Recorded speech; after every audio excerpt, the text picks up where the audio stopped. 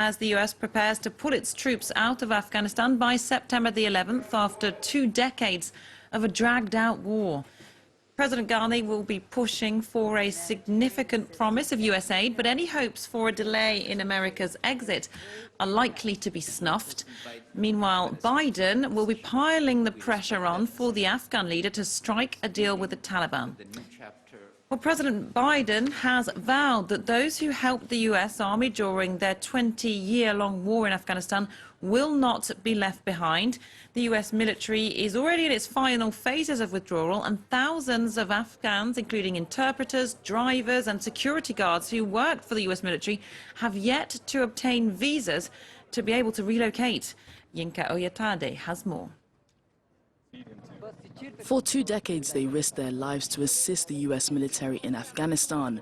Now, with the September 11th deadline for the withdrawal of US troops edging closer and a rising security threat from the Taliban in the country, the safety of interpreters hangs in the balance. The White House says it now intends to evacuate thousands of Afghan translators and their families later this summer. They're going to come. We've already begun the process. Those who helped us are not going to be left behind.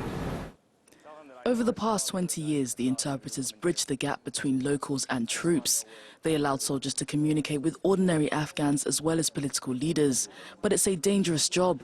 According to human rights groups, since 2014, more than 300 translators or their relatives have been killed. The Taliban says that those who worked for the US will not be targeted, but interpreters still live in fear. We have been on the battlefield, and this has not been easy for us. It is very heavy for us, and we have paid a very high price for this during the employment and now specifically after the employment. Afghans who have worked alongside troops will be able to apply for special immigrant visas to gain entry to the US. The Pentagon says it plans to relocate interpreters to a third country or US territories like Guam while applications are processed. Advocates have applauded the move, but they fear that the backlog of applicants could hinder the evacuation. More than 18,000 Afghans who have applied for visas remain in limbo.